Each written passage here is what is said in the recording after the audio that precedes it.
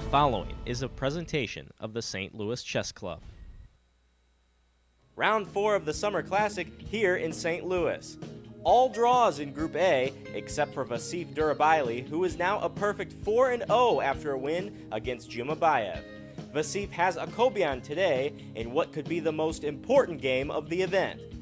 Group B had only one decisive game as well, with Sergei Matsenko forcing a resignation against Belis. We're at the midway point.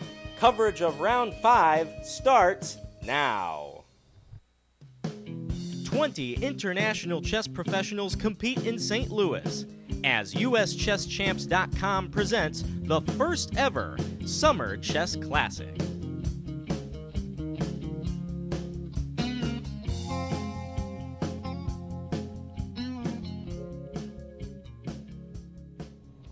Hello everyone, welcome to the St. Louis Chess Club studio in the 2018 Summer Chess Classic.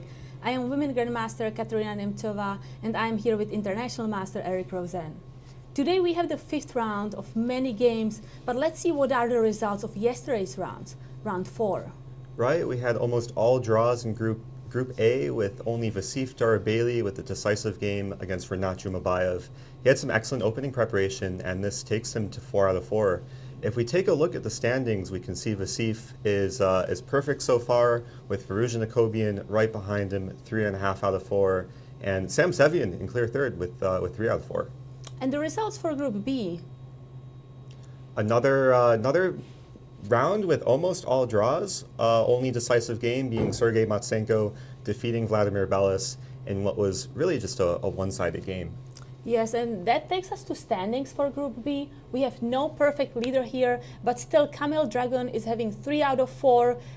There is no one who is with the same amount of points, but we have a tie for the second spot where JJ Ali Marandi, Alejandro Ramirez, Sergei Matsenko and Andrey Zukoppin all have 2.5 points. Let's take a look at the tournament format.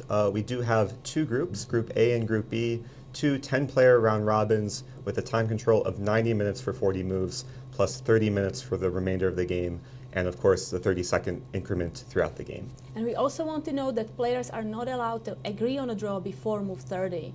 This takes us to schedule of this tournament. We have all rounds starting at 1 p.m. Central Time, with only the last round starting at 11 a.m. And there may be a playoff if players tie for the first spot. That's right, and of course, I know we would love to see a playoff if either group can be determined in Armageddon. That would be an exciting finale. So let's look at the pairings of today, round 5. We have Group A, where Daniel Friedman plays against Benjamin Bok, Alexander Indic has Sam Sevian, Jeffrey Chong against Yaro Jerebuk, Rinat Jumabayev against Peter Prohaszka, and we already have a result for the game Vara Kobian against Vasif Durabaili. They drew. And that was our key matchup, Vara Kobian against Vasif Durabaili. The 2 leaders in Group A, they had a very quick draw. And if we take a look at their board, neither player is there, king's in the center. Their game finished just over an hour into the round. If we take a look how the final position happened, it ended in a very, very drawish rook-bishop ending, neither side having anything to play for. I actually had a talk with Var after the game, and he was telling me that it's so hard to get an advantage as white in the Grunfeld, and it seems like Vasif's opening preparation was very nice this game. And I'm sure Vasif is okay to have a draw. Although he was perfect until this time, he played a very strong grandmaster, one of the best American grandmasters here. And having a draw with black is a good result, and now he can rest before the round tomorrow. That's right. And now let's take a look at the pairings for Group B in round 5. We have Josh Friedel against Dinara Sadua-Kasova, Robert Agasarian against Tatev Abrahamian, Vladimir Belis against Kamil Dragon, JJ Ali Marandi already drawing Sergei Matsenko, and Andrey Zukoppin against Alejandro Ramirez. And the key matchup is Andrey Zukoppin against Alejandro Ramirez. Both players know each other from the Final Four, where Andrey Zukoppin played for the UTRGV team who won the Final Four, and Alejandro Ramirez is the SLU coach. So let's see what they prepared for today's game. That's right. Both players have very interesting, creative, and aggressive styles. And I think we have a position that reflects that. If we take a look at the current position after Rook F8, Alejandro chose a somewhat rare line in the Sicilian, perhaps combining both the Taimanov and a dragon structure. And I have to say, I'm I would prefer white in this position. I mean, two bishops, safer king on b1, and perhaps a potential for a very venomous attack. Eric, I have to disappoint you. Bishop is just traded. Bishop takes e7. There is no more. Oh, no more bishop here. Bishop take e7 having been played. I think we can expect queen take e7. I would still prefer white's position. I mean, it seems like all the focus is on the king side. And especially in situations with opposite side castling, you want the focus to be on the side where your opponent's king is currently staying. I think that's true. There's also the knight on g4, which is a perfect spot and is, defending the king, but also having some threatening chances. Well, let's see what are the prizes also, because players are having interesting games.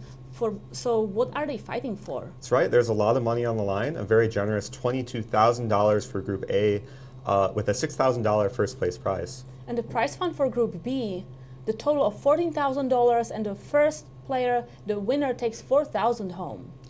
Lots of money on the line, and every half point counts. There's a pretty big differential between some of those prizes. So let's look at the game between Aleksandr Indic and Sam Seven. I thought Aleksandr has excellent chances to score a point. That's right, and actually that game is already done. The final position, white is just simply crushing up 2 pawns. I don't know if we go back, if white was winning for a while, it seems like just a huge material advantage. We were taking a look at this game earlier, and it seemed like Indic was just simply outplaying Sam. I think he must be very happy he scored his first point in this tournament, and maybe we will have him in the studio. It's very possible, but let's move on now to some other games. A game that really jumps out is the battle between Jeffrey Zhang and Yaro Zherubuk. I should point out that Yaro has yet to lose a game this tournament. He has all draws so far, so very solid player. But if we look at the position, it doesn't seem so solid for either side. I mean, not sure what's going on here. I do want to go back a few moves. There was a very interesting idea played around this position. Black played a5, white played a3, d5, queen b3, and then b6. And it seems unusual that black is just leaving the knight hanging, allowing the very simple pawn take b4. But maybe Jeffrey was perhaps a bit scared to take the knight. I mean, the A file, whenever it opens, it can be very scary, especially when the knight on e4 is defending the d2 square. So whenever rook gets to a1, it's a checkmate. So I understand that Jeffrey has some doubts about taking the knight. We should at least look at the line. He didn't end up taking the knight. He played the maybe straightforward bishop g2. If he were to capture the bait, now we should note this is called the fishing pole trap, where sometimes you leave a piece hanging, and if it's taken, it's just it's a bit poisonous, and you could be punished. In this case, the a file would open up. There's already a mate threat, rook a1, and if white were to play the natural king b1, I would guess that black just has a simple rook a7, preparing the double up. This seems to be very good for black. Very good for black, very dangerous for white. I understand why Jeffrey decided not to take the knight. So let's actually see what happened in the game. He played bishop g2, leaving the knight on b4, and then the game progressed. It seems like Zherubuk just wants to completely open up the queen side. I mean, when you advance pawns and you try and open up lines, it becomes a lot easier to attack against the king. And it's interesting because we talked to him yesterday and he was saying, like, I play solid chess, every draw is a good result, and suddenly he's attacking and playing for a win. That's right, and we should note this did come from a Petrov defense, which is known to be maybe one of the more drawish, boring openings in chess, but we can see, especially with opposite side castling, that it's not a boring game at all. Let's go forward. D takes c5, b takes c5, trade occurred on e4, except black, instead of taking on e4, played the counterattacking c4, lunging forward with the pawn, hitting the queen on b3, queen a4 played, then black recaptured the bishop, and then rook he1 brings us to the final position, where I think it's really hard to judge who stands better here. I mean, I do like white's setup with both rooks in the center, and maybe black's queen not having the best spot on e4. And the question will be, maybe at some moment when there is no knight on e4 defending the d2 square, maybe we will be able to take the knight on b4 as white. It's actually a good point. Like, if we can imagine some move, perhaps queen f3, maybe white could get away with taking, and then if the rook comes to a1, the king can escape on d2. White has perfect pieces. Rooks are developed. Bishop is on excellent e3 squares. There is no d4 breakout, so I think this is fine for white. Yeah, and if we look at the current position, I guess there might be two problems for black to deal with. Of the awkwardness of the queen being on the same file as white's rook, perhaps white having the immediate threat of bishop h6, and also maybe white considering taking the knight on b4. So it seems like Yaro is under some pressure here, but he does have a 10-minute time advantage, so we will have to keep an eye on this game.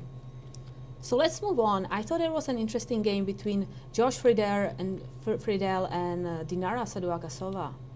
Josh had a pawn advantage, I believe. That's right, and I was looking at this game earlier. I did like Josh's opening preparation. He played a somewhat rare variation in the Nimzo Indian, so I do want to show that. Myself and Katerina, if I'm not mistaken, we're both Nimzo Indian players, and one of the issues with playing the Nimzo Indian as black is that white has so many different lines to choose from in this position. There has to be at least 7 to 8 different moves white can play between e3, queen c2, bishop g5, knight f3, a3, f3, and g3, and it's just hard to be prepared for black against all these different moves. Yes, so Dinara had a difficult situation to prepare, but even if you sometimes know the line that the player plays, he does not have to repeat it, and I think that's what happened in the game with Josh, because move 7, playing ace3 is not the popular move. Well, let's get to that position. Josh chose the pretty rare move g3, which has to be at least the 6th or 7th most popular move, and then going forward in the game, seems like Josh probably reviewed this the night before, and knew exactly what he was doing. And if we take a look at this maybe somewhat peculiar c6 move, not the most impressive move. Actually, if you can go back, Eric, a little bit, Yep. the a3 move, I think that's a rare move. Usually the continuation here is to castle, and then the player can play something like knight c6, and after a3 to go bishop e7. I see where black would be preserving the bishop. I guess Josh wanted to perhaps provoke the bishop to take on c3, of course valuing the bishop pair and also strengthening the center. Yeah, and the tricky part is if you go back with the bishop to e7 right now, I have knight e5, which is a strong move preventing the knight c6. That's very true, preventing knight c6, attacking c4, also unleashing this monstrous bishop on g2. Seems like some opening nuances that Josh was very well familiar with in this line. And that's always nice to, catch your opponent with the line that she's not prepared or he's not prepared for. Exactly. Not only does it give you some momentum going forward in the rest of the game, but it can give you some time advantage too. We can see Josh is up about 10 minutes on the clock. If we go forward, I like how the game unfolded for white. Even though he's down a pawn, black had these weaknesses on both c4 and c6, knight d2 being a beautiful move, hitting the c4 pawn with the knight, hitting the c6 pawn with the bishop. And actually what happened, white did end up winning both of black's c-pawns. Bishop takes c6 played, bishop b5, bishops got traded, and then this very, very nice move, rook a4, simply attacking the pawn. And if we look at the position, black had no way to defend the pawn on c4. And also we see the bishop on c1. I mean, it is not developed yet, but the future is so bright, like bishop a3 and the diagonal a3, f8 is going to be amazing compared to the also very good diagonal on h2 to b8. So white can choose where to put the bishop. That's true. Let's see how the game progressed, because white did win a pawn, and I believe Josh held on to the extra pawn for the next several moves. Position got a little bit complicated. Black does have some pressure. We should note that when you are down a pawn or some pawns, you have more open files to work with. In this case, both the c file and the d file are half open for black. So white is under some pressure here. Decided to trade the knights, and then rook take a7, going up another pawn. And let's go forward to the current position. Bishop a3 played. I'm counting the pawns here, and it seems like white has 7 pawns to 5 pawns, currently up 2 pawns. We should note that there is 1 pawn hanging on c3, but I would have to prefer the white side in this position. And white is also threatening to play maybe d5 at one moment and have a passed pawn, which can be a very dangerous weapon for the endgame. That's true. d5 is a positional threat, but there's also a tactical threat in the position. If we look at perhaps the natural rook takes c3, this would fail to the very simple bishop e7, removing the rook from defending the knight, and white would just go up a piece in this line. And that's why Dinara played king f7, defending the bishop e7 threat. Right, and this brings us to the current position where black still hasn't had time to take the c-pawn, so white is up 2 pawns. I'm wondering if Josh has some consolidating move. One thing that pops out immediately is that the knight is pinned and the f-pawn is pinned. So there's actually nothing defending the pawn in e5. I'm curious if Josh can perhaps continue the pawn grabbing. I mean, there is no one who can recapture a pawn, but now when we look at white pawns, b5, c3, they are so torn apart. And not to mention the triple pawns on the e-file as well. So maybe you have to be careful grabbing so many pawns. It could be weakening for the white side. So I'm sure Josh will be considering some options after what was played, king f7. And he has 23 minutes, so he can calculate and decide what is the best variation. That's right, and it seems like a good spot for Josh. Having the extra material, having time to think, I would have to put my money on him in this game. I agree. So let's move on to the leader of the tournament B, Kamil Dragon. Vladimir Belus, who is not having a great tournament, is playing white against Kamil Dragon, but he seemed to have good position. So let's see if he's still having a good position now. Yeah, and in this position, I mean, the opening started as somewhat of a relatively symmetrical 4 knights opening, but if we take a look at the current position, I mean, rook d2 having just been played, very confusing position. The pieces are scattered all over the place. The rook very unusually placed on d2, the rook placed on a3. Any thoughts about this position? Oh, I'm sorry. Katerina is about to leave. We're going to have an interview coming up. So I'll have to continue talking about this position on my own. Let's see if there's any current moves being played. Doesn't look like it. Wow, both kings being somewhat unsafe. Trying to figure out what's going on here. Maybe black has some idea of perhaps queen e2, queen h5, and with the half-open h-file, it seems like black could perhaps generate some mating attack. I guess it's a question of whether white can get some initiative first, maybe a move like pawn take e5, simply going after the f6 pawn. And it seems like this game can get very sharp very quickly. We should also point out the time situation, black being very low on time. And we should keep in mind, Dragon is a tournament leader, so if he gets lower on time, he could risk perhaps losing this game. But let's actually switch gears here. And I am joined by Aleksandr Injic. Welcome, Alexander. Thank you. Congratulations after a seemingly very nice game against Sam Sevian. Thank you very much. So let me find the game here. The end of the game just seems like endgame technique, nothing much to talk about. Yeah, I think around move 30 it was kind of over. So I see. So let's start from the beginning of the game. I do want to ask about your opening preparation.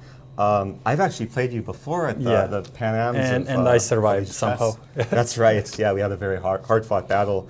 But I remember trying to prepare for you and just having no clue what to expect, given that you're very unpredictable. You like to play maybe many creative lines, which are relatively rare. So what inspired you to play knight c3 on move 3 in this position? I already played it once, and I discussed it with my friend Grandmaster Sedlak. So it's a variation in order to avoid Grunfeld. So there are two ways. One is with d5 or to transpose to some kind of modern or Pirc variation. So, and also I think Aronian played it in the World Cup tie breaks against Vasyl Agrav. Interesting. So it's kind of modern right now. I see. Yeah. So at what point did you were you prepared through? I was actually quite quickly out of the book. I see. After. At what point did he deviate? With Queen b6. I was unaware of that move for some reason. Gotcha. Yeah. And then bishop take a6 seemed very surprising, like kind of anti-positional. Yes, strategically very, very anti-positional chess, but combined with the h3, I thought it was kind of okay because I have good control over e5 square. So I want. Interesting. Yeah. So it's hard for him to push e5, and as I played in the game, I want to go like bishop e5 and then control some of his next moves. Yeah, I don't think I'm better, but I think at least interesting position. Of course, and it seems like if you get an interesting position where you know the clear plans, it can be easier to play, and maybe you provoke mistakes from the opponent. Exactly. So he wanted to go with knight d7, and I wanted to go g4 to force him to go knight d7. Then after bishop f4, I think it's just bad to take on f4, so bishop g7 was the best move. And now I played queen d3. Also a bit strange because it looks like I wanted to start the attack on kingside, Exactly. then I want to exchange queens, so it looks quite anti-positional to say the least. But So I think can you explain why would you go for the queen trade? You want just maybe queenless middle game? Yeah, but I think if he exchanges queens, it's not that easy for him to find a like significant plan, because I'm covering all these squares in the center and I have a bit more space. So I wanted to go maybe h4 h5 or a4 a5 in the future, and I think it's kind of harmonious position for me. I don't claim to have an advantage, but I think a bit easier to play. That's true. I can definitely see potential on all areas of the board for white. At least that's how I evaluated it. Sure. So he played b6, and I think it's normal move. And after h4, he took. I think there were some other options, but what he played is also normal. And now I didn't quite like this bishop b7. I think maybe it was just easier to go h6, not to allow this h5 stuff. Because if I go h5, he'll go g5 and block G5. it. Yeah, and I think he's slightly better there. So I think the easiest way to play was just h6. I see. Yeah, the way he played in the game, I was quite comfortable. So at what point did you feel like you had a very strong advantage where you thought that you were I think after he played e5 and allowed me with knight b5, somewhere around there. Around here, it seemed like a very complex position, Yeah. given the pawn structure in the center for both sides. But I really admired the way that you were able to kind of orchestrate these maneuvers with your knight. Yeah, I mean, some kind of crawling attack all over without black. queens, and it looks a bit strange. Yeah, it goes to show you don't need queens on the board to Yeah. attack your opponent. And now, this rook g8 is actually quite an interesting move, because one of my ideas is to go knight d6 with tempi, rook dg1, and knight h f5, and gf5 with checkmate. Oh, so wow. that this is like leaving the square for king to go to f8. So I think this is quite a clever maneuver. I don't know if it's correct by engine standards, but I understood his idea. Of So course. he wants to go out of this mating net. Can we just show that example Yes, line? kind of like some, I don't know, strange moves, but my idea is to go like knight d6 and then knight hf5. So let's say a6, Kind of, yeah. knight d6, bishop And c6, rook dg1 with idea, yeah. And just to show this mate on the board Yeah. for the viewers, if black plays Knight nothing move. hf5, This he is needs to take and this is a g5. beautiful mate. Yeah. Very nice. So I understood what he wants to do with rook g8, but now I get another chance to create threats with knight g2. And this is another yeah. very nice knight maneuver. It's Exactly. all So if he about, goes g5 to not allow that knight into play, I just have knight d6 with tempi, knight f5, and it looks crushing for me. such a nice square for the Yeah. knight. So after So knight c7 played, and then yeah, knight f4, another beautiful knight move. I didn't see like the right move for him. After knight b5, to me it looked quite dangerous. I don't know what's the evaluation, but it looks strange. Yeah, and I think this And is it seemed like already at much this better. point you're yeah. just cruising And to I victory. don't know, probably he missed knight e7 or something, but it's hard position anyway. I see. Well, nice victory. Is this your Yeah. first victory of the tournament? Yeah, I had a rough start, so this is kind of a beginning of a comeback, I hope. Well, there's still several rounds to go. Yeah. Let me ask you, how do you recover from a rough start? I mean, it happens to everyone, where you struggle early on, you lose a few games. How do you bounce back? Well, I have no idea. I just try to stay calm as possible, because after 2 rounds I was emotionally really pissed off, and I just wanted to regain some confidence by playing some normal game after a while and some strong moves, so just to get in shape. I understand. Do you know who you play tomorrow? Daniel Friedman. Any thoughts on that game? Not really, actually. I just want to enjoy this moment for a while, and in a couple of hours I'll start thinking about the next game. Very nice. Well, I'll let you get some rest and prepare, and best of luck for the rest of the rounds. Thank you very much. And with that, we're going to take a quick commercial break, and we'll be back with more coverage. A moment comes in chess when you need to test yourself at a different level. Chess24 Premium offers the tools that you need to reach your maximum potential. From hundreds of interactive video lessons to becoming part of the Chess24 community. You can analyze with friends or coach your students live. You get 24/7 coverage of chess news and events. access to premium analysis and commentary, and the chance to interact with grandmasters and other top players and coaches. Get advice from the best and even challenge them to a battle. Be the best chess player you can be. It's time to level up your game with Chess 24 Premium membership. There's a weekend vacation, a one-tank trip in a nearby city you won't want to skip. St. Louis is the stop for non-stop fun. So much fun for your family, infinity plus a ton. There's museums full of art and super fun slides. Upside-down concretes, twisty, turny rides. Houses full of magic, some with butterflies. Gardens growing flowers, parks with giant eyes. St. Louis is the stop for non-stop fun. So much fun for your family, infinity plus a ton.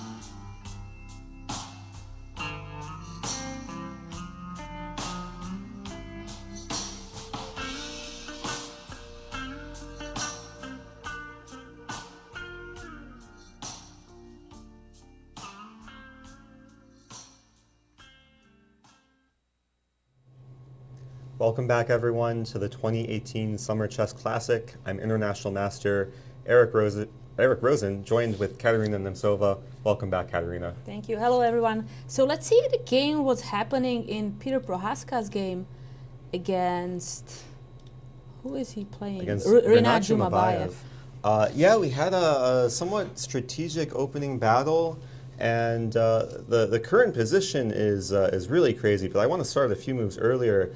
After this move, bishop c4 was played, black played e4, white played f4, and then maybe the somewhat unexpected piece sacrifice from Peter, bishop take d5, simply giving up a piece but winning a good number of pawns. I mean, it's an interesting sacrifice, but we can know that black is not forced to do that at all. That's right, maybe a little unnecessary, but it does win some pawns. It does open the white king. Queen take e3 check was played, king f1, and then rook take b3. And I mean, I would be a little bit scared for white, given that the queen and the rook are infiltrating. There's not too much shelter for the white king on f1, and white's pieces do seem a bit passive in this position. I mean, it does look scary visually, but when we look at the king and the knight on e1, there is no way to even check the king. So it's actually true. The knight on is e1. defended, d3 is defended. So if we protect the second rank, then there is nothing really to worry about. And Rinat played rook c7 to attack on f7. And going for the counterattack. Now, this is a very good point. The knight on e1 is a very strong defensive piece. And perhaps white just wants to seize initiative here. After rook f8, rook c2 back was played. And this brings us to the current position where maybe it's not entirely clear how black continues in this position. And black is 3 pawns up, but d6 is hanging, a6 is hanging, and the pawn on e4, I mean, it is an advanced pawn, but the knight is still stronger than a pawn. No, that's very true. But I guess it's a question, can black make anything immediate happen? Can he create any immediate threats and not give white time to take any of these weak pawns?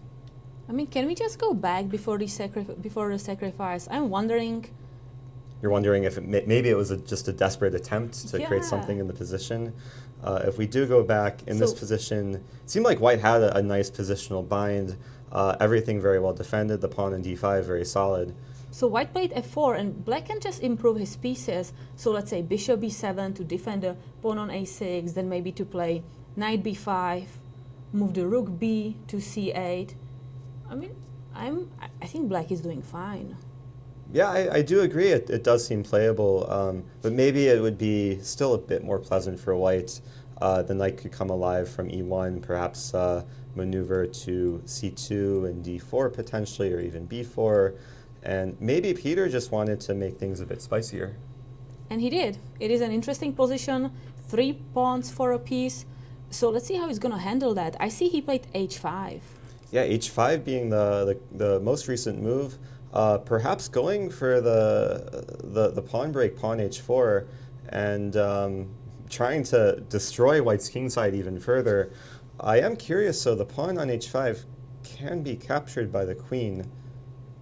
What is the plan after queen take h5? That's a very good question. At least we are getting the queen away from attacking the d6 pawn, which I think is more important. And maybe we are distracting it also from square d4, so maybe the idea can be queen d4. Yeah, so black maybe would keep the initiative here, queen d4, hitting the rook on a1, also allowing the pawn to lunge forward. And if we can envision the pawn coming to e3, maybe there would be some more hope for black to create something. One idea I see in the position after rook take a6, pawn e3, maybe there's some potential with queen e4 and then queen h1 ideas. Yeah, so what if white does not take the pawn on h5, but maybe plays something like rook e2, just kicking off the queen away, wanting to take the pawn on e4, probably forcing something like queen c3. Oh, rook e2 seems like a very safe and positional move, but that was not what was played. What was played is the very bold queen take h5, just taking the free pawn and putting the question to black. We should also point out the time situation. Peter very low on time, and positions like this, it's black who has to prove something. I mean, black is down material, and if he's not mating or winning material back, he could just be losing. Absolutely. So black is in a difficult position. Now let's go to tournament B. We have a result between the game Robert Aghasaryan and Tatev Abrahamian. They both drew. Robert is a very solid Armenian grandmaster. He has all draws on his record here. That's right, and we see the current position, not too much life, just a simple king-pawn ending, really no entry points for either king. And we should also point out Tatev and Robert are friends off the board, so I'm sure they didn't want to hurt each other's feelings by playing for a win in this game. And it seems that many players are having a draw, and kind of the 5th round is the breaking point in the tournament. So maybe players are taking it easy and getting ready for the last 4 rounds to fight for their best result. That's true, but one game that definitely doesn't look like a draw is a fight between Josh Friedel and Dinara Saduakasova. When we last left, Josh was up 2 pawns. He still has a 2-pawn advantage, and it seems like just a matter of endgame technique until he takes the point home. Absolutely. Two pawns up, pawns on each side extra. The bishop is usually better in open positions. This should not make the life difficult for Josh. And we see the last move being played, rook to g6, and then king d7. Yeah, it just seems like a matter of endgame technique. And we haven't interviewed Josh yet because he hasn't won too many games, but hopefully we can get him in the studio a bit later. Yes, he's very solid. I see he has all draws so far. So let's see if he wins. Maybe he will come and join us here. But let's see the game of Vladimir Belos between Kamil Dragan. That seemed a very interesting game. Kamil was pushing for a win, and he's the leader in this tournament. He has everything for him happening. So let's see what's happening here in the game. And we should point out this is a very key game for the standings. Kamil Dragan leading Group B, Vladimir Belos having a very rough tournament with a 0 out of 4 start. If we take a look at the position, it's incredibly crazy. I have no idea what's going on here, but I do see Dragan's time is dwindling under 5 minutes. Vladimir Belos sitting at a very comfortable over 25 minutes. So I wouldn't be too happy here as black, given the king on g6 and the threat of queen f6 is looming. Yes, but I want to go a little bit back. Let's go where white lost the piece, or maybe sacrificed, it depends on your perspective. Because there was rook d2, bishop takes e5, knight e6, and it's very surprising that white, I believe, cannot go like bishop g3 just to retreat, because black has a very nice idea.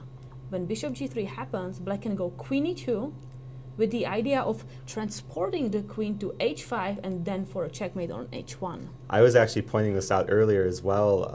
The half-open h-file being very strong for black, and if the queen and the rook can form a battery on the h-file, this could be a deadly mating attack. I'm curious about this line though, because maybe white could defend if queen take e6, queen h5, queen h3. Ooh, but then white has or black has the rook d1 move. So maybe this would be very strong for black. I mean, if you move the king, you lose the rook on c1. If you exchange the rooks, queen takes the rook, king And h2, then, yeah, and white the is not queen surviving. hanging on h3.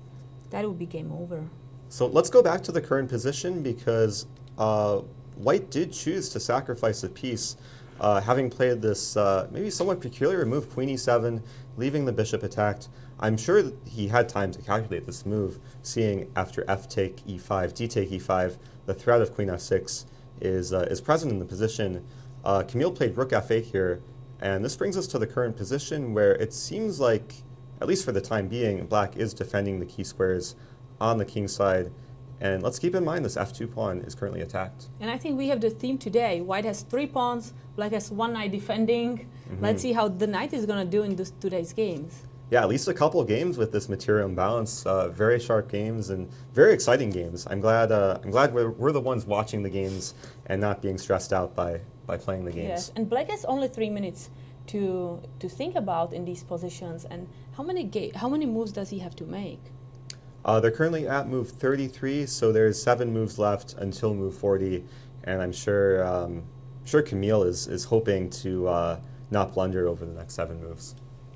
And I see also that in the game, Joshua Friedel against Dinara Sadova-Kasova, Josh won another pawn, so now he's still 2 pawns up, but they are connected.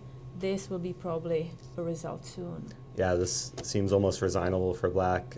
2 connected passed pawns, bishop versus knight, just a matter of endgame technique, and Josh should take the point home. So let's jump back to the tournament A. Maybe, what about the game Jeffrey Zhang against Jaro Jerebuk? What happened there? Yeah, we were taking a look earlier. The position was really crazy. It's still crazy. White just playing rook to e7, attacking the queen on b7. It seems like black is trying to orchestrate some breakthrough on the queen side, but maybe it's not so easy. White getting some active play. And now it's a question, where should black's queen go? There might be some queen trade potential if black plays queen b5 or queen c6. We should also point out the game has finished between Josh Friedel and Dinara Sadova-Kasova. Mike Kummer there collecting the score sheets and taking the result. Nice win for Josh. Very nice one, very smooth. I think White just developed pieces, had some advantage, captured a pawn, and then got very good technique to transfer that into a full point. So hopefully we can get Josh in the studio, but for the time being, let's take a look at this Jeffrey Zhang Jaro Jerebuk game a bit closer, because it is a question for black where to move the queen. Do you play queen c6? Do you play queen to b5? Do you maybe play the move queen b8, avoiding the queen trade? Any thoughts about this position? So it is a difficult position definitely to think about. Now, Jaro has only 7 minutes to go, so he's thinking probably queen c6 or queen a6. Now queen a6, the knight would be hanging, so I think it's probably queen c6, the only move. Or queen c8. Yeah, I mean, my first instinct says queen c8, just hit the bishop and try and keep some initiative in the position. And then, I mean, it would be pretty suicidal for white to take the knight on b4, given that then the a file would open up and there would be threats of b take a3. So the only issue can be after queen c8, something like bishop d6. Yeah, bishop d6, maybe defending the bishop and attacking the rook, trying to take the initiative back from black. And oh, it's very interesting position, and I'm not sure if black is the one pushing for a win here, given that white's pieces are kind of annoying. This rook on e7, the bishop on d6, controlling a lot of key squares. It's a very difficult situation. And we have to know that players have Jaro has 6 minutes, Jeffrey has 12 minutes. This is always a difficult situation for players to kind of, they are nervous, they don't know what to do, and they have to figure it out, because there is a huge difference on how the game unfolds if black plays queen c6 or black plays queen c8. That's right, and with 13 moves to go until move 40, you do have to identify the moments, the critical moments where there's decisions to make, where you want to take that maybe extra minute or two to make the right decision, and then any moments where you can just play a quick move with no risk, you want to play those quick moves so you save time for the critical moments. Absolutely, I agree. So let's leave them to make the important decision, and let's go maybe to the game Rinat Jumabayev against Peter Prohaszka. What is the knight doing against the 3 pawns there? Let me just find the game. Yeah, we were looking earlier and we did not seem too impressed with the black side, given that there doesn't seem to be too much fuel for the attack. Queen d4 was just played. I'm not entirely sure what black is threatening. It seems like white has everything under control. I'm curious if white can just continue the pawn grabbing with queen take a6. I think that's definitely an important choice. Another alternative can be rook ac1. I mean, I can wait with taking the pawn on a6. I can double the rooks and wait what black wants to do here. That's right. I mean, if you're going to make any progress in this position as black, you probably have to get the rook on f8 into the game, but it's just such a passive piece in the current position, and it takes a long time for the rook to actually activate. And meanwhile, it is white's move. White being up a ton of time on the clock, Peter only having 1 minute. I would be very happy here as white. That's a very interesting variation. Let's say white plays rook ac1 here. Black cannot play rook fb8 to develop the rook because there is a mate threat, rook c8, or actually there is a checkmate. Rook takes c8, rook takes c8, king h7, and queen h5 checkmate. Yeah, keep in mind the queen swinging all the way across the board. This is what happens in open positions. Especially if you have queens on the board, you have to see these long distance moves. Now we need to know that we are not using any engines, so there may be some tricky variations that black can calculate, but it's always difficult for black to find them out on the board. That's right. And if you do want to look at the games with the engine, you can go to uschesschamps.com and watch the games broadcast live on Chess24. But it does seem like we have another result in the Bellis game against Camille Dragon ended in maybe a somewhat unexpected draw. So what happened here? We took off, I believe, after knight e6, queen e7. Now white lost the bishop here, and rook f8. I believe that was the last move here. After rook a4 happened. And now black, I guess, decided to go already for perpetual. And we saw this the other day that that players, when they're being attacked, sometimes they can bail out with perpetual check. In this case, it seems like that's exactly what happened. Black decided to sacrifice the queen and go for the perpetual with rook take f2. I wonder if black had something more there to do than just to agree on a draw. That is a good question. Black is up a piece, but given the tournament situation, I'm sure Camille Dragon happy to not lose this game given the situation he had earlier. And it seemed like he was under pressure given the craziness of what was going on, also the time situation. So what would happen if I took the rook on a4? So rook take a4, this is an interesting line. I'm wondering if this could also lead to some perpetual, maybe queen take e6. King g7. And black is up a rook, so white probably has to continue delivering the checks. It looks like there will be a perpetual, but let's see, rook f7. Queen take g5. Queen take g5 actually wins the rook, so I don't think So black that's can the allow issue. this. So white actually can recapture the rook. Right, so yeah, rook a4, very clever move, deflecting the queen and perhaps prompting black to just go for the drawing line. Interesting. So let's move on. We have last game in tournament B, Andrey Zukoppin against Alejandro Ramirez. What is happening there? And this is a key matchup of today. Both players being very fighting players. We were taking a look at the position earlier, and we saw a very crazy tactical battle. In this position, it seems like the dust has settled, and now we have a very positional rook endgame. And when we look at the material, it's equal. They have both 5 pawns. The rooks are a little more active on the f-file, where the rook on f7 is a little passive. But is that enough in a rook endgame? That's hard to say. Yeah, I'm actually not entirely sure which side I would prefer here. I mean, it seems like white's for choice, given the constant pressure on against the f6 pawn, but it's not entirely clear how white actually makes progress here. And meanwhile, this rook on a8, trying to perhaps get into the game. Maybe there's some ideas of rook a3. Also, maybe the rook can transfer over to the c file and go for rook c5. So I'm not entirely sure which side I would actually prefer. Interesting. But the rook is there alone, and you can never have help from the rook on f7. But let's see what will happen there. Rook f1 was played, which brings us to the current position.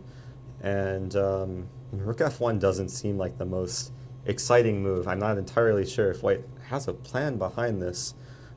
Maybe it's just a waiting move to see if black is actually trying to go for anything in this position. So let's say black goes for your idea and plays rook c8 here. So rook c8, yeah, just hitting the pawn on c3. I would expect maybe the very simple king b2, and then let's imagine rook to c5. It doesn't seem like black is making too much progress. White could play rook d1. Wait, the rook is hanging on f5. Oh, the rook is hanging on f5. Good point. Wow, maybe we should go back, because then the d5 pawn can't be defended. So maybe white is trying just to get back with the rook from f5, or choosing some idea with g4 and then pushing the h pawn. G4 may be a potential idea in the position, but I'm sure Alejandro is pondering this move rook c8 here, and I'm not entirely sure how white should actually defend the pawn on c3. Maybe it would be important for white to bring the rook back to f3, so the king isn't actually pressuring it. But then it's passive because black can go with f5. Why not to try g4? So you're saying g4 in this position, rook c8, g4.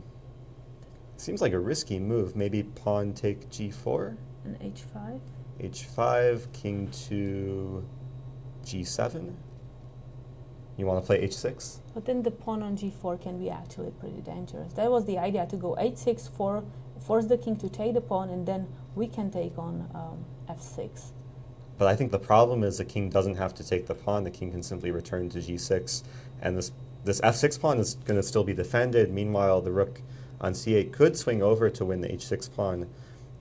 Yeah, it seems maybe a little bit tricky for white to deal with the pawn weaknesses in the position.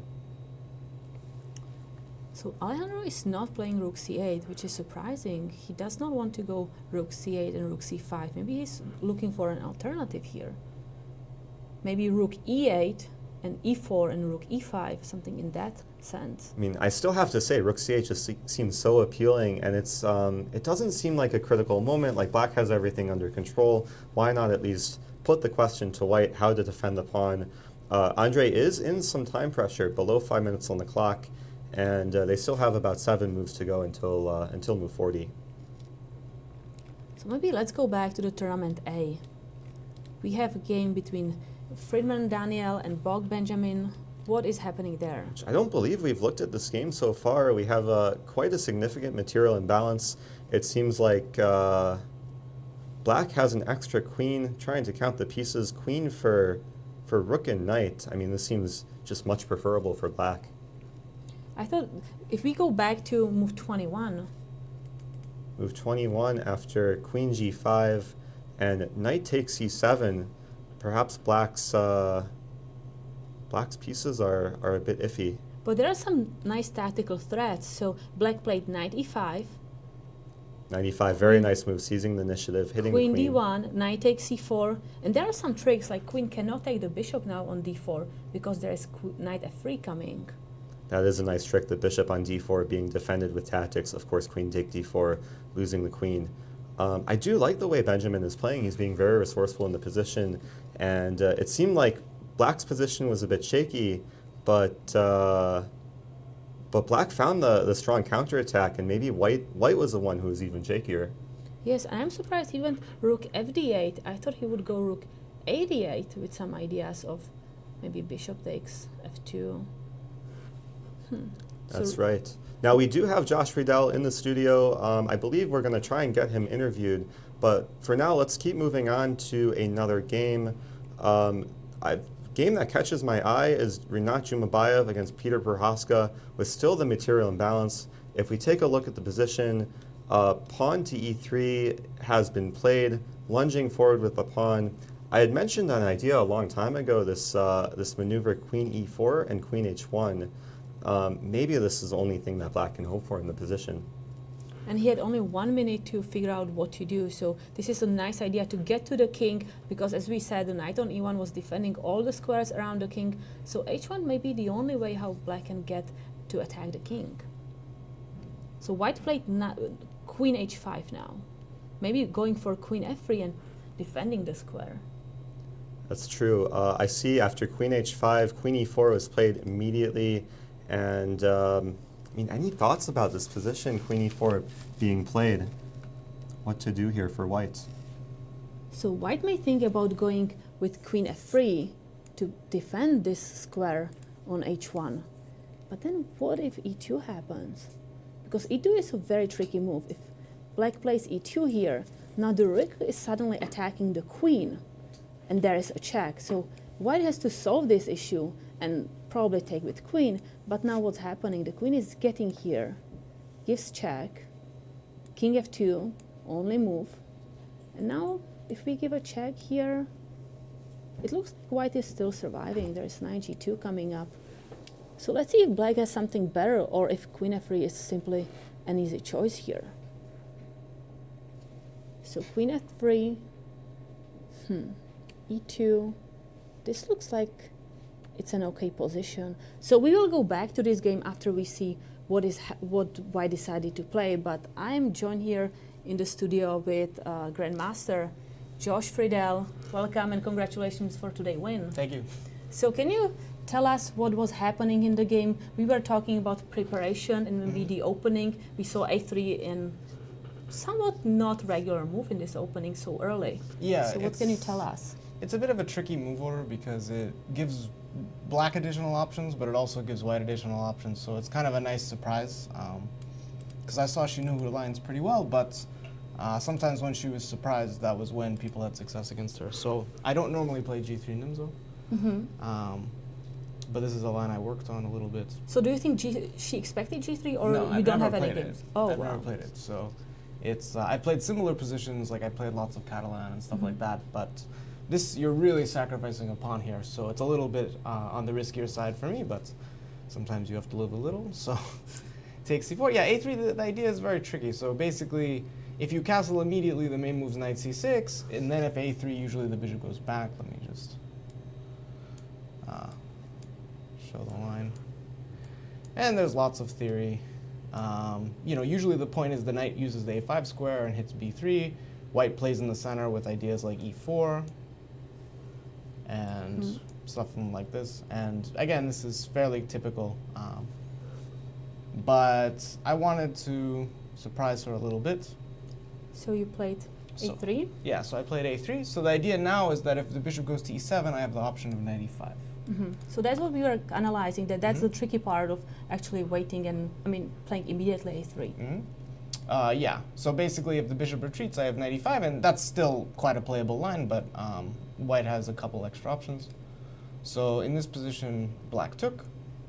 And now c5 is the main move, trying to put, and that's the drawback of this move order, that you allow c5, knight c6, and black gets more pressure on the center. Knight d7, I don't really like that much. I actually had some bad experience myself as black in positions similar to this, where you put your knight on d7 and it looks okay, but you just can't coordinate your pieces whatsoever. Okay, let's just go back. There was the square highlighted. I have no idea why. Oh. Okay, so let's go back. Yeah. So, yeah, so a4, the idea is that now if c5, I have the move a5, which is very annoying.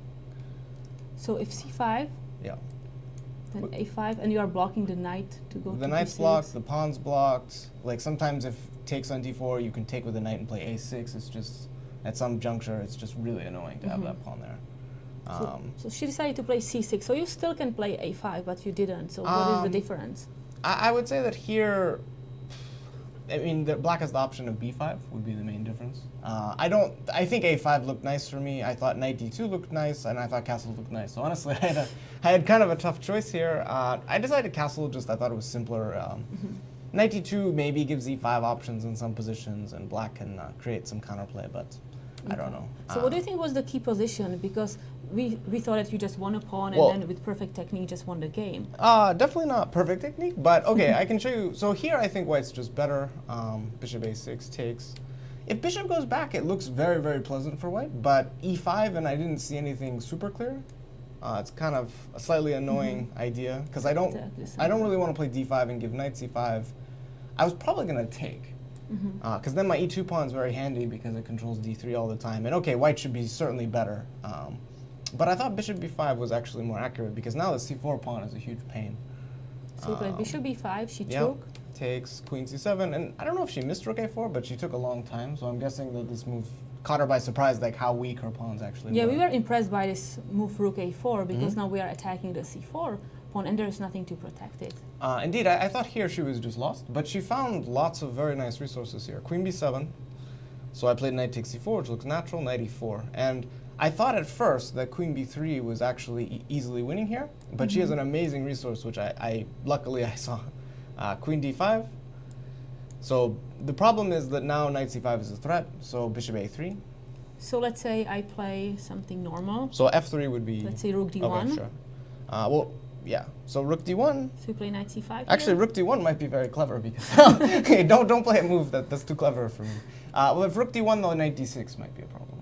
Oh, knight e6, because there is another pin. Yeah. Okay. I have to be very cautious. f3 has the advantage that after knight d6, I can play e4. But... Okay, so let's go back to the game. So we decided to play queen d3. I just wanted to show this one Oh. resource, though, actually, because it was quite something. Queen d5, bishop a3 was the plan, but now black has the move a6. I couldn't believe it when I saw this move. a6, this move to be so special in the game. Yeah, because now at first, like, I don't know if I'm worse here or what's going on, because if rook takes, the knight hangs. If So pawn if takes rook b5, takes- yeah, the knight Yeah, just so hangs. we are attacking twice this knight. Yeah. That's an issue. Yeah. Now black is threatening to take here and make another fork, you're correct. Yep, and if pawn takes b5, and if takes the rook, then pawn takes, and I didn't think it was very good for me, so. Luckily, I found a regrouping. I thought that rook f d8 and then rook a3 I thought was a very important move. So let's just fast forward. Yep. So here you play rook a3. Yeah, rook a3 I think is very strong, and here I think she's just losing, actually. I mean, you have extra pawn, you have nothing to worry about. Yeah. We thought that this bishop will be very important for the future. Yeah, bishop going to a3 I think is just very nasty, because threatens bishop e7, and I mean, my technique I wouldn't say was absolutely perfect, but I don't think I ever messed it up, so, and that's usually the goal. You just don't want to do anything too bad. So how do you feel about this tournament? You had all draws, now Yeah. it's the first win. So what is your plan for the rest of the games? I mean, you know, my goal was never obviously to draw all my games. It's just sometimes it happens. I actually had some bad positions which I had to defend in my first couple of games, especially the first one I was actually losing. So I just wanted positions I could play, you know, where I had an advantage and at least start from there. And again, I think that you were right that, you know, preparation played a key role in this particular game, because I got a very comfortable position, time advantage, and I managed to convert that. So if I can, you know, keep that up and then, you know, have good preparation for other games and then, you know, not blunder or do anything too bad, hopefully I can get more wins. So we won't keep you there here so long, so you can go and prepare and cook something new for tomorrow. So we wish you all the best for the rest of the games, and I hope you have a good games. Thank you. So we'll be back after a short break. This August, the best chess players in the world are coming to St. Louis for the Grand Chess Tour. The St. Louis Rapid and Blitz and Sinkfield Cup tournaments will feature the world's best right here in St. Louis. St. Louis Chess Club is celebrating its 10th anniversary, and these tournaments will be a highlight you won't want to miss. For tickets and more information, go to stlouischessclub.org.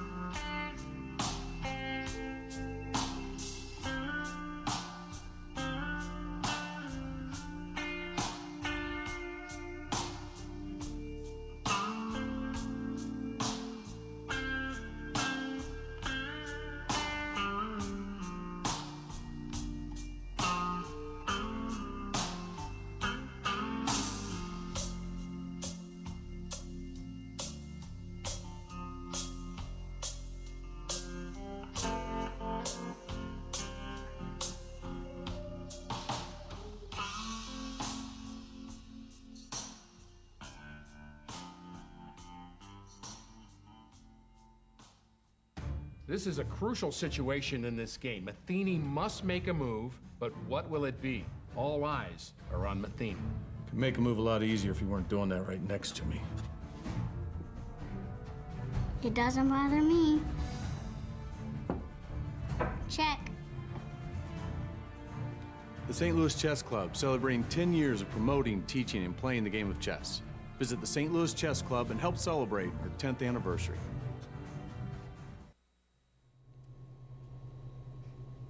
Hello everyone, welcome back to the 5th round of the 2019 Summer Chess Classic. I'm joined back with International Master Eric Rosen and Women Grandmaster Katerina Nemcova. So it's good to be back, and we do have games still going on. One game that catches my eye that's probably just about to finish is a fight between Daniel Friedman and Benjamin Bach. Looks like a nice material advantage for black, and if we take a look at the current position, Queen E2 just played, which seems like a very simple fork, attacking the rook on f1 and the bishop on e5. Do you see any defense to this move? I think there is no defense. White is probably going to resign soon, and we see that White is already resigning. So Benjamin Bach is winning this game. This is his first win in this tournament, so I think he must be very happy to be ready for the second half of the tournament to start with a win. That's right, and not the best event for Daniel. I don't believe he's won a game. He's drawn a few games, but it's a tough field, and there's no easy opponent. That's the thing. It's very difficult. There are very strong grandmasters from all over the world. So let's maybe see what is happening in the game Renat Jumabayev, Peter Prohaszka. That's right. It's one of the few games still going on in Group A. We can see, it looks like Renat Jumabayev at the board, Peter Prohaszka away from the board. If we take a look at the time situation, they have reached move 40, so each player gets an additional half hour. And the most recent move, Rook D1, just played, so Peter is away from the board, and it is his move. Seems like a bad position for black, given queens have come off the board. I mean, if you want to attack, you want to keep the queens on board and you want to bring other pieces. But black was in a very difficult situation. The rook was tied to f7 and he couldn't find how to improve. So this was his chance. This was his try to go to an endgame or just to exchange the queens and try to push the pawns. It's true, and I think we can probably expect black to resign pretty soon. I mean, the most natural move in this position is probably rook d8, but we can see that black is very well, or white is very well prepared to meet these two connected passed pawns in the center, and I can't imagine there would be too much difficulty for white to convert this position. And this means this would be also the first win for Renat Jumabayev, who is not having a great tournament, who lost all his games and only drew to Benjamin Bach. That's right. He started the tournament half out of 4, so maybe this win could give him some momentum going forward to the future rounds.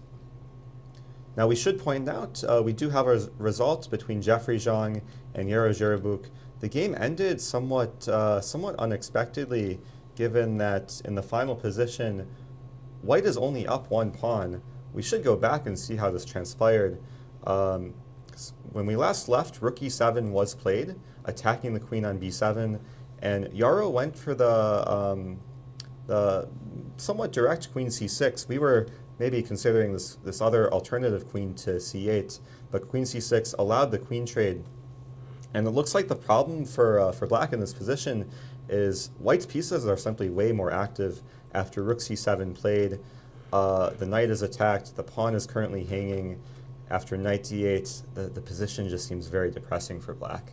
And we see what white is doing. White went rook a7 to exchange the pieces, to even simplify the position more. It's very true. When you're up material in the endgame, it's a classic strategy. Just go for simplification, make the position easier to convert. Seemed like that's what happened, and if we get to the final position, bishop e3 played. Seems like Yaro didn't want to have anything more to do with this game. I mean, let's look at the knight on e6. The knight can go nowhere to be attacking any pawns, and white has a very simple plan. White can just go king c1, king d2, king c3, and then just grab all the pawns on the queen side. Yeah, these far advanced pawns for black on the queen side are not strong at all. They're very weak, and yeah, very simple positional plan.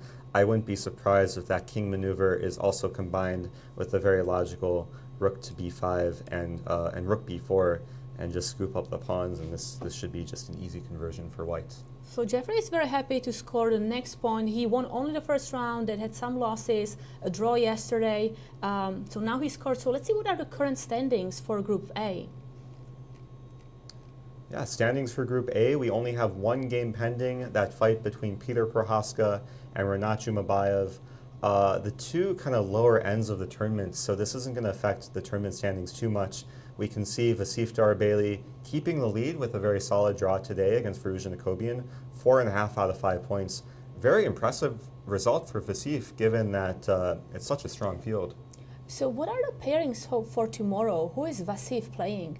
We see Benjamin Bog against Vasif Darabeli, so that's going to be a very interesting game. Peter Prohaszka against Var Akobian, Jaro Jerebuk against Renat Jumabayev, Sam Savian against Jeffrey Zhong, and Daniel Friedman against Alexander Indic. Yeah, definitely some fights to look forward to tomorrow. And we should note that the games have been exciting so far this tournament. I mean, every round has produced some very interesting and tactical battles, and it's been very fun for us to watch the games. Yes, I'm very happy I don't see Berlin walls here and draws by Perpetual very often. I mean, we should point out that one Berlin Wall game was actually a very exciting game, which you don't see too often. So looking forward to the rest of the tournament. We should take a look at the current standings for Group B, given that a lot of games are done. There's only one game pending. The key matchup of today, actually, between Alejandro Ramirez and Andrey Zukoppin. We can see Camille Dragon maintaining his lead with a maybe not so solid draw today against Vladimir Belis, but got the job done. 3.5 out of 5 points, and we can see many players tied for second place. JJ Ali Morandi, Sergei Matsenko, and Josh Friedel, all with a nice 3 out of 5 points. So let's glance at tomorrow's pairing for Group B. We have Dinara Saduakasova playing Alejandro Ramirez, Sergei Matsenko playing Andrey Zukoppin, Kamil Dragun against JJ Ali Marandi, Tatev Abrahamian against Vladimir Belis, and Josh Friedel playing Robert Agasarian. And it's only 2.5 hours into the round, and all but 2 games are still going. We should take a look at the fight between Andrey Zukoppin and Alejandro Ramirez, key matchup of today. If I'm looking at the moves, it looks like they still have two more moves to go until time gets added. They're on move 38. Rook e7 just played, and both players with very much time dwindling. So what if we go back to the move 33rd, to the 33rd move where white played Rook f1? I think that's where we left off last time.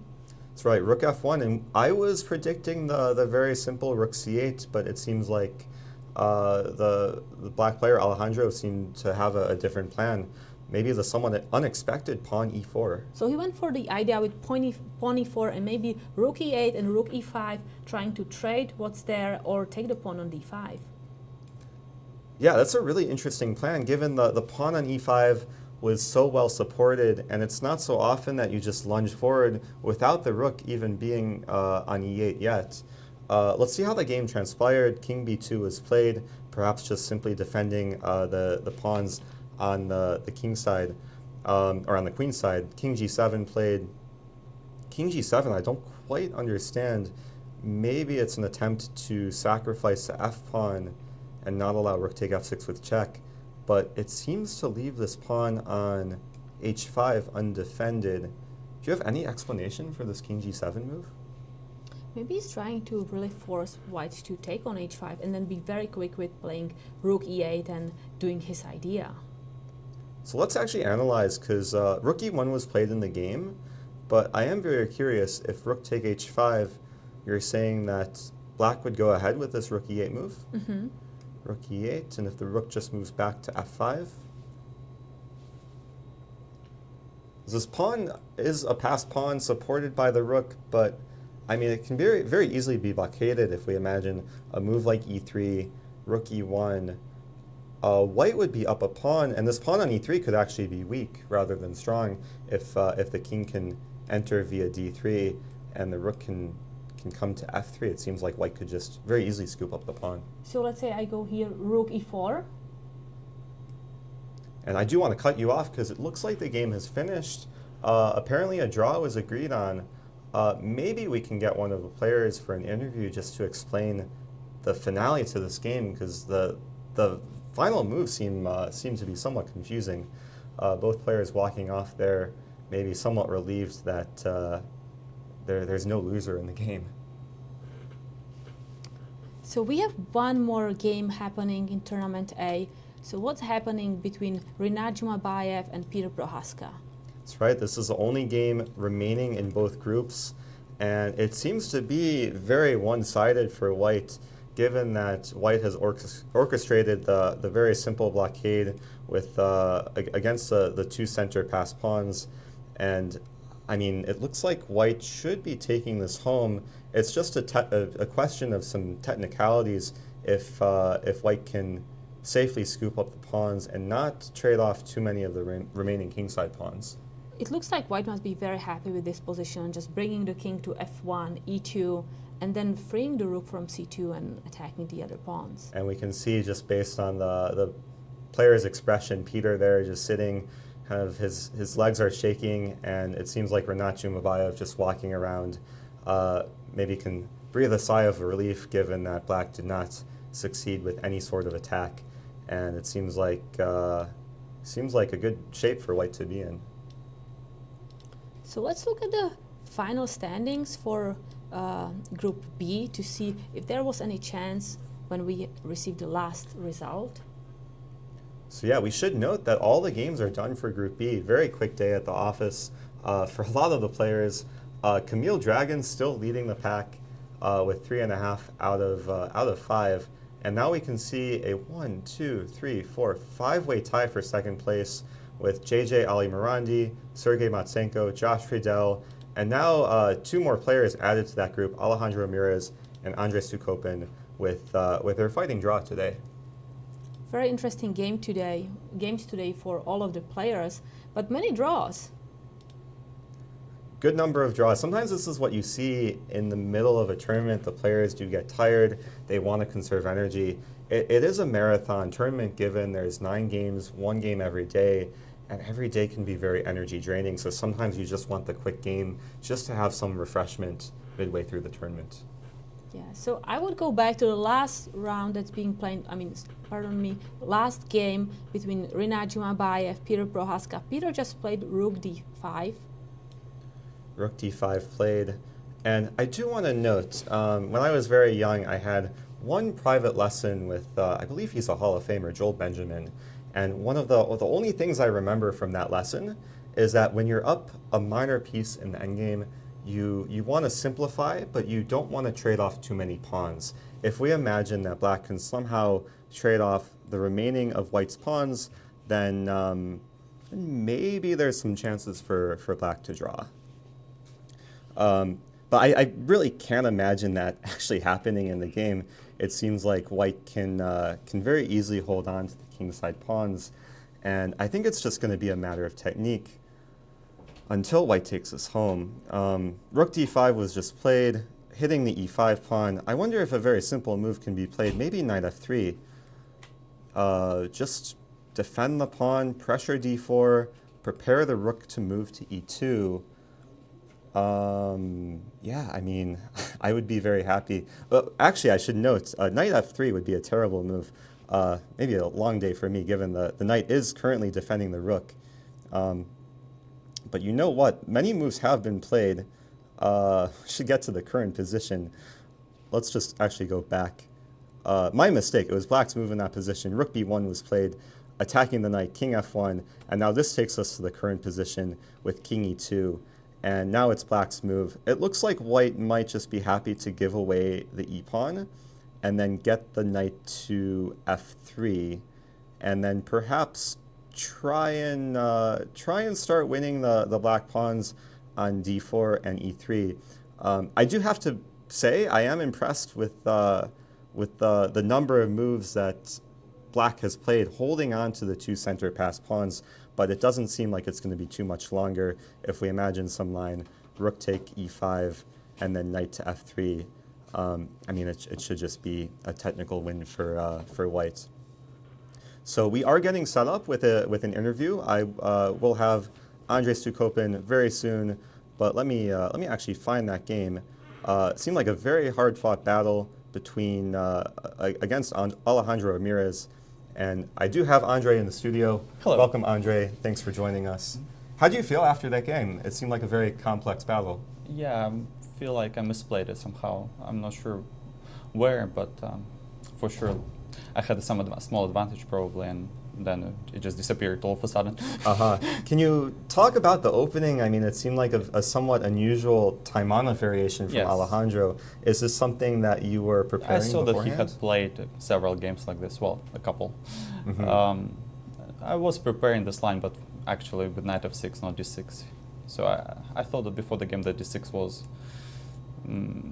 was not so precise, but turned out that d6 is playable, absolutely. I see. Yeah, I actually play this variation Yes, it myself is. as black, and I know there's a number of playable moves for knight for e5, black in this knight f6. position.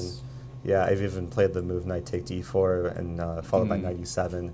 So there's a number of ideas, and I know this variation especially has been very trendy at the top levels, and it seems like theory is still developing. Yes, absolutely.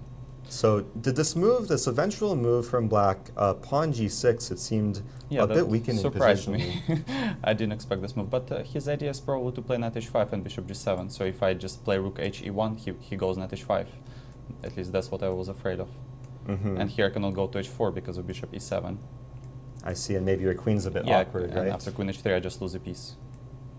Yeah, He very takes simple and, e5. or takes and e5. Take and then e5, yeah. Yes, and So maybe you that's do quite have to be a bit unpleasant. careful there. Yeah, I need to be careful. So I played h4 just to have queen h2 at some point if he plays knight h5. I see, And I create some want to have safety. this idea knight db5 in case he plays bishop g7. So that was my idea. I see, we should show that for the Yes. viewers. Bishop g7, knight db5 being a classic tactic in these sort of situations. Yeah, so, but he played, I think, h5, well, it was a nice move, I think. After bishop g5, I'm not sure why he didn't play knight h7, to be honest. I thought that knight h7 was interesting, because if I take knight c6, he goes knight takes g5, which was quite important. Because if he, knight g5, knight a7, Oh, very crazy line. rook right? On a8, a7. queen takes g5. And here I wasn't so afraid of rook a7 because there I have e5. e5 here. And I'm not sure about the evolution. But if he plays bishop e7, I have queen e3. And but I didn't like, to be honest, yes. And to be honest, I didn't like, instead of bishop e7, bishop h6. I realized that maybe I'm blundering something. Queen f6 and here just castling. Oh, interesting. I thought it was kind of, Black just what do I consolidates do? wins Exactly. back And the if I knight. take if I play knight b5, probably I'm even helping him. Because Just open that file, or I just open a file, opening right? the a file, which is good for him. So I wasn't sure what to do here. Yeah, it seems like a very Yeah. complex line. Did you talk with Alejandro after the game? No, or- actually, we didn't have a chance. We were about to. I see, okay. So here, he played bishop e7, which was also a solid move, but I thought that here after knight c6, which happened in the game, in fact, bishop c6, rook h e1 was better, because, well, I have some ideas related to bishop f6 and knight d5. It's always there. Seems And like a very thematic yeah, idea so for he- these sort of middle game structures. And he cannot castle here. At least I thought he couldn't. I'm not sure in what reduction. Well, I thought that here I can play bishop h6 and e5 somewhere. Rook, he goes, rook f e8. Rook f e8, e5. Yeah, but then I figured that there was knight g4 somewhere. So maybe e5 first, d takes e5 and bishop h6. So maybe like this. Oops. So Yes. after castle, e5, e5. d5, bishop h6. Interesting. And I assume the idea you want to take on bishop g6. takes g6, exactly. So. Interesting. At least I didn't see what he can do. Maybe he can sacrifice in exchange, but I thought that my position would be better. Sure. After all, so he played king f8, which didn't surprise me. I actually was expecting this move, so I played f4, and he played knight g4, well, which is very critical. If he doesn't play knight g4, then my position is just much better. Then I play f5, and my rook goes to f1. I open. Of up course, the it seems F-file. like the knight so knight is, g4 is is the meant most to be critical on move, g4. and here, yes, I found this idea knight d5. But he just took bishop d5. So really didn't seem to yes, achieve I'm, much. I'm not sure what to do here. Yeah, e d5 and e5, which was very strong. Well, he couldn't play f6, of course, then I would have taken rook takes e6 and, instead of e5. Then it Just simply sacrifice probably a piece. fg 8g, and his position is falling apart. At least I thought. And well, the knight on g4 is not doing much for a moment. And You can if he simply plays play rook around g8, I it, just take right. with the rook on g6. I have already some pawns of 3, I think. 3 It pawns. seems very pleasant Yeah, for it's whites. very pleasant. So I was quite comfortable with this line. But of course he played e5 immediately, f5, and king g7. Yeah, which was. And here the problem is that I cannot even save the bishop. So if I play rook f1, his idea, well, if I play rook f1, I didn't like queen d8. Simple as that. Interesting. He just wants to trade the bishop, and I cannot even go bishop c1 because he takes on h4. And so here, Yeah, my some position annoying looks- like counterpunching yeah, moves from exactly. black. My position looked to me quite interesting, but I didn't find anything here. So And we should note we were not analyzing with an Mm. engine, so we were kind of going off of our own analysis. And So if I were to manage somehow to play queen f3 and g3, and then probably go with the bishop to c1 somewhere, my position would be better. But I'm not on time, because here if I play g3, it was important that he played rook df8. Otherwise, I had a very interesting idea, rook e4 and sacrificing the exchange. oh, interesting. But after rook df8, he actually prevents this, because here I cannot even do this. So I So you just take on e7. Yeah, but the critical line was of course g3 here, and here he doesn't play queen d8, in which case I would have just played bishop c1. And my position looks very pleasant. At least I don't know what he's doing here. But here he can play after g3, bishop takes g5. That's the problem. H takes g5 and f6. So that was the crucial line. And I think it's good for him. At least I didn't find anything. Interesting. It seems like with all the pawn tension, black's king could be left a bit exposed. But the knight on g4 is so powerful. That's such a monstrous Yeah, piece that's hard for you to remove. And my That's bishop true. on d3 doesn't do much, to be honest. If I were to manage to play f6 somehow, then yeah. But here, I didn't like my position. I thought that I could be worse. So I was trying already to play it safe, and I was already getting Yeah, it seems like a lot of these Yeah. lines black is just in time to cause you some problems. So yes, I played bishop e7, but of course it's already playing for a draw. G3, yeah, queen f6, very interesting move. G takes f5, yeah, here everything is forced. Knight h6, of course I can play with the other rook to f2, but it doesn't change anything. I see. So yeah, I played with this one, he took, everything is forced, yeah, f6. And we weren't quite sure what to make in this rook ending. Is one side better, or do you feel like it was dynamically balanced I was throughout? pretty sure that I was worse. I was trying to make a draw, of course, but that wasn't so easy. So the way he played was very interesting. So king b2, I mean rook f1, yes. E4, king b2. E4. I do want to ask, what were you planning to play after rook c8? Rook c8, I was just going to go king c2. King c2, Yes, and I and was if he curious plays rook after c5, rook c5. Well, there is a couple of options. One of them is just to play b4, but no, never mind. I'm sorry. One of them is to play. Okay, the line I calculated was g4. I wanted to play g4. So he takes h4, h5 check, king h6, or g7 doesn't change. Well, king h6 actually he has to play. King g7, rook g1. Anyway, I play rook g1, rook g7, and rook takes f6. King h5, and I take on d6, and I wasn't sure whether he is better or not.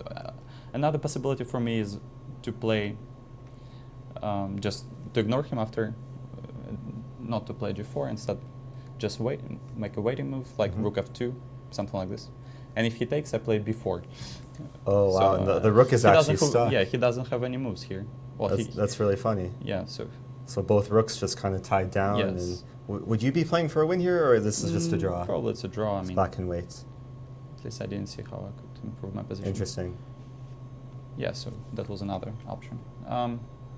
Yeah, but I think he played it very well. He played e4. So this e4 move surprised us, given that the pawn seems a lot more weak than it seems strong. Yes, but everything here is concrete. Because if he gives me some time, I'll just capture it. But I have the problem with the A file.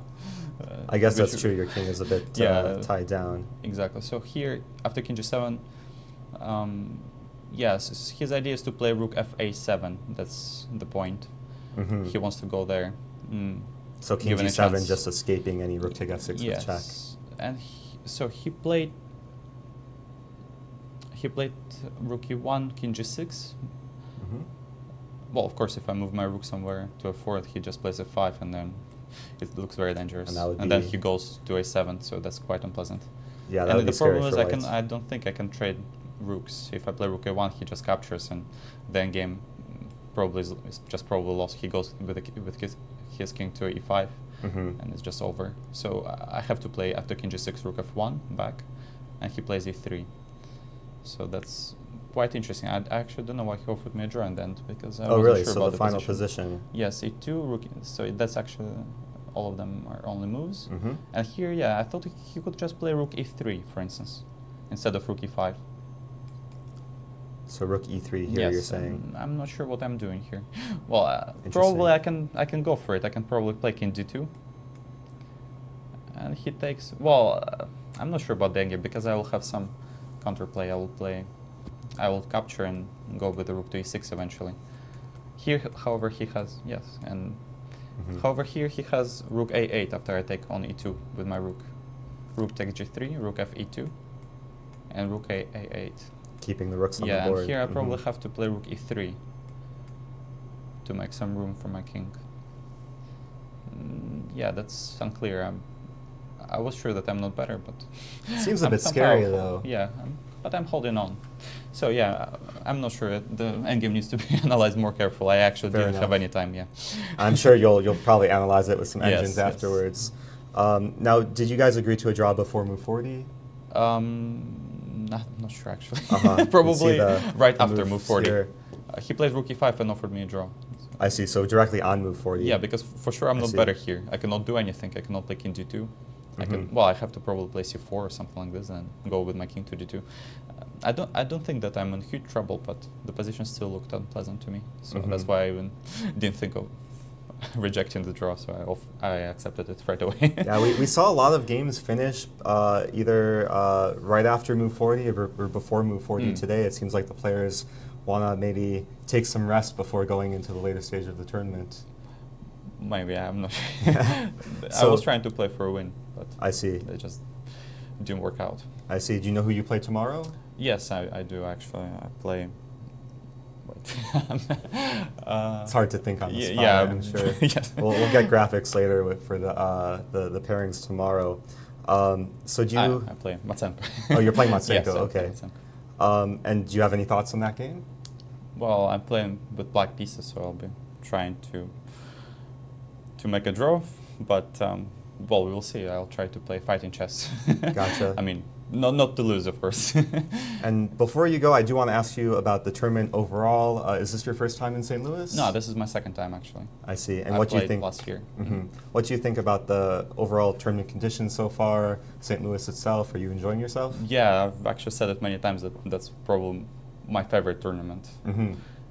The conditions are amazing. Everything, like the players are very strong, so that's perfect for playing chess. Well, that's great to hear. So I'll let you get some rest and prepare, and best of luck in the rest of Thank your you so games. much. You're welcome. So we're going to move on here and take a look at and see if there's actually any games still going. Scrolling through here, lots of draws. I believe the final game still going was a battle between Peter Prohaszka and Renat Jumabayev. And I see the game is not finished yet, so we'll stay with this one and see how the game is progressing.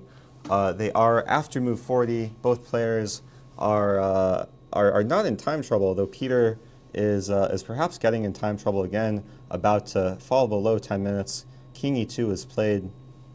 And it seems like white is finding some nice harmony with the pieces, given that, I mean, there's really no breakthrough for black in the position. I'm sure knight f3 will be played at some point. And I see there was a move played, pawn g5. As black in this position, you want to create as many complications as possible, given that you know you're worse. You just want to try and try and create some fire, hoping that your opponent could maybe get confused in some complications.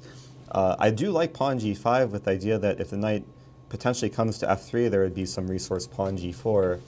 But I'm wondering if white can't just play knight f3 right away, given that g4, knight take d4, it just seems like white is scooping up some pawns. So I do want to welcome back Katerina Nemcova. Welcome back, Katerina. Thank you. Hello, everyone. That's right. So we only have one game going. Any takeaways, any thoughts on the day so far? I mean, I think we saw interesting games, and Jeffrey Zhang against Yaro Jerebuk, I thought that was a very interesting game. I'm curious what's going to happen here. I mean, Peter has nothing to lose. I mean, he can lose the game, but he has 10 minutes. He has to just try for whatever he can do here. That's right. I always tell my students that when you're in a losing position, don't give up. Try with every last resource that you have, because yeah, you are expected to lose a game, but you want to create some hope for yourself, even if there's a very small percentage chance that you'll save the game. There's always that one maybe minute possibility that you can create a miracle. Yeah, and the thing is, it's always hard to play for the side that has the advantage, because that side has to be careful of not letting the advantage go. So I think Rinat still has to find the precise moves to gain the full point. So we'll let this game play out, but let's take a look at the standings for Group A after today. Of course, the one game still pending, and we see Vasif Darabeli on top of the leaderboard. Vasif has really been on fire this tournament. I mean, he has a great start. He has only a draw today. He's going to win it. He's planning to win the tournament. So let's see who is going to stop him tomorrow. What is the pairing for tomorrow? Yeah, we have Benjamin Bach against Vasif Darabeli. That's probably going to be our key matchup of the day. Going down the list, we have Peter Prohaszka against Rosen, Yaro Jerebuk against Rinat Jumabayev, Sam Sevian against Jeffrey Zhang, the two youngsters in the tournament, and then Daniel Friedman against Aleksandr Lenderman. Definitely some exciting matchups to look forward to. So what about Group B and standings after the round today? We have Kamil Dragun still leading 3.5 points out of 5. And we have a tie for the second place where JJ Alimarandi, Sergei Matsenko, Josh Friedel, Alejandro Ramirez, and Andrey Zukoppin all have 3 points. And let's take a look at the matchups for tomorrow in Group B. We have Dinara Sadua-Kasova against Alejandro Ramirez, Sergei Matsenko against Andrey Zukoppin, Camille Dragon against JJ Alimarandi, Tatev Abrahamian against Vladimir Belis, and Josh Friedel against Robert Agassarian. So we have some exciting games tomorrow. We look forward to see you tomorrow also to join us for the broadcast. And I think that's it today for Eric. That's right. Keep in mind you can watch all the action on uschesschamps.com. We'll be back tomorrow at 3:30 Central Time. The games start at 1 p.m. Central Time. Looking forward to another exciting day of chess. See you tomorrow. Bye, guys. This has been a presentation of the St. Louis Chess Club.